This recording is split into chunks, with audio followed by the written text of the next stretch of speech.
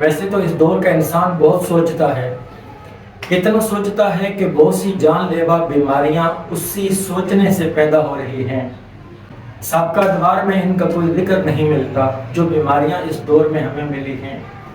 اس لیے میرا مقصد آپ کو تفکرات میں جھونکنا نہیں بلکہ بعض حقائق پر غور و فکر کی دعوت دینا ہے۔ یہ دعوت خود خالق کائنات نے بھی دی ہے۔ آپ نے کبھی سوچا کہ یہ جو فلک بوس خوشنما عمارتیں ہیں، تیز چلتی ہوئی گاڑیاں ہیں، فضا میں پرواز کرنے والے برق رفتار جہاز، سمندروں کی ہیبت ناک موجوں سے کھیلتے ہوئے بحری جہاز، یہ سب کچھ جو ہمارے زیر استعمال ہیں، اسے بنانے میں انسانی محنت شامل ہے۔ یہ سب کچھ کیسے مرز وجود میں آئے؟ اس کا ایک جواب تو یہ ہے کہ یہ سب کچھ انسان کی ضرورت تھی اور ضرورت ایجاد کی ماں ہوتی ہے، لیکن اصل حقیقت اس سے تھوڑی مختلف ہے۔ اگر آپ ذرا سوچیں تو آپ پر واضح ہوگا کہ ضرورت سے لے کر اس کی تکمیل تک کے سارے مراحل طے کرنے میں جو طاقت اور روشنی انسان کی رہنما بنتی ہے وہ سوچ اور فکر اور تدبر ہے، وہ انسان کی تھنکنگ ہے۔ اس لیے ہم بجا طور پر یہ کہہ سکتے ہیں کہ انسانی تخلیقات محض ضرورت کا نتیجہ نہیں بلکہ یہ فکر کا معجزہ ہیں۔ اس جہان آب و گل میں انسانی محنت اور کاریگری کے جتنے رنگ اور جتنی شکلیں بھی نظر آ رہی ہیں، یہ دراصل اس کی فکر کے ٹھوس مظاہر ہیں۔ یہ خوبصورت عمارتیں یا محلات زمین پر بننے سے پہلے انسان کے دماغ میں بنتی ہیں۔ یعنی انسان سوچتا ہے، پھر نقشہ تیار کرتا ہے، تب جا کر خاص پروسیس کے ذریعے اس کو ٹھوس وجود ملتا ہے۔ گویا انسانی زندگی میں ہر عمل، ہر تحریک، ہر جدوجہد اور ہر تخلیق دراصل کسی فکر کا نتیجہ ہوتی ہے۔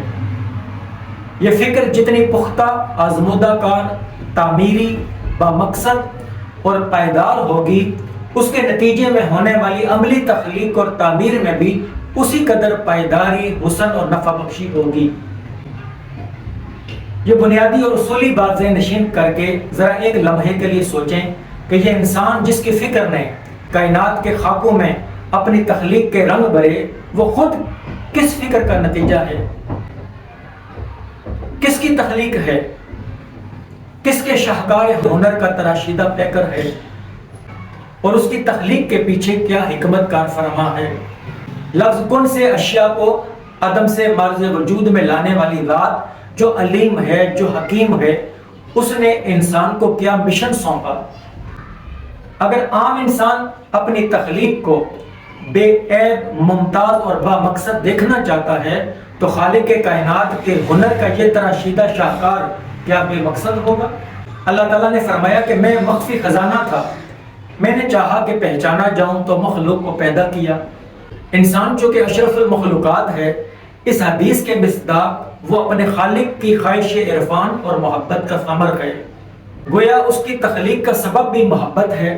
قدرت کو اپنے اس شاہکار سے محبت تھی، اس لیے اس کو آسن تقویم کے دلکش پیکر میں ڈھالا، اس کے سر پر اپنی خلافت کا تاج پہنایا، اس کے لیے کائنات پست و بالا کو مسخر کر دیا، اس کو بے شمار قلبی اور ذہنی صلاحیتیں عطا کی تاکہ یہ خلافت عرضی کا حق ادا کرتے ہوئے حسن مطلق کے جلوے کو بکھیرتا رہے۔ خالق کائنات نے بلا امتیاز رنگ و نسل اور مذہب و ملت عالم پست و بالا کو انسان کے تصرف میں دے دیا ہے۔ انسان نے حسب خواہش و ضرورت اس میں اپنی فکر عمل کے گلستان کھلائے۔ انسان حسن مطلق کے پرتو ہونے کے ناطے اس کی محبوب تخلیق ہے۔ اللہ تعالیٰ کو یہ منظور نہیں کہ ناپسندیدہ امور کی انجام دہی کے نتیجے میں اس کے غضب کا نشانہ بنے۔ اس لیے اللہ تبارک تعالیٰ نے رشد و ہدایت کا باقاعدہ نظام بھی قائم فرمایا۔ سب سے پہلے انسان سیدنا آدم علیہ السلام کو نبوت کے منصب جلیلہ پر فائز فرمایا تاکہ انسانی زندگی سے پہلے دنیا میں ہدایت کا نظام موجود ہو، اور کسی انسان کے پاس یہ حجت نہ رہے کہ اسے راہ ہدایت کی طرف راغب نہیں کیا گیا، اس کے پاس کوئی ہدایت کا سرچشمہ نہیں تھا، یہ انسان کو موقع نہیں دیا، اس کی پیدائش سے پہلے ہدایت کا انتظام کیا۔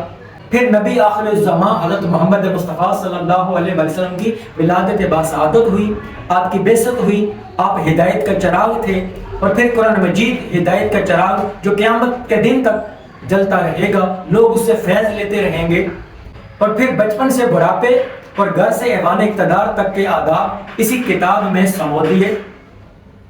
اللہ تعالیٰ کو انسان یعنی اپنی تخلیق سے کتنا پیار ہے، اس لیے اس نے فرمایا بَلَقَدْ كَرَّمْنَا بَنِي آدم، کہ ہم نے انسان کو شرف و تکریم کے عالی مقام پر فائز کر دیا۔ اے انسان، تو بھی تو سوچ کہ کیا تجھے اپنے مولا سے اتنا تعلق اور پیار ہے؟ کیا تیرے دل میں بھی اپنے خالق کی اطاعت اور محبت کا جذبہ موجود ہے؟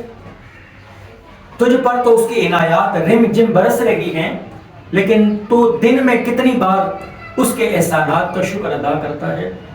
ذرا سوچ، اس نے تجھے صورت، صحت، تندرستی، مال و دولت سے نوازا، تو نے ان نعمتوں کا کتنا شکر ادا کیا؟ وہ بے نیاز ہو کر کسی لمحے تجھ سے غافل نہیں ہوتا، اور تو محتاج ہو کر اس کی رحمت سے گریزاں ہے۔ وہ معبود ہو کر بھی تجھے نوازنے کے بہانے ڈھونڈتا ہے، اور تو عبد ہو کر بھی اس کی بارگاہ میں جھکنے سے آری ہے۔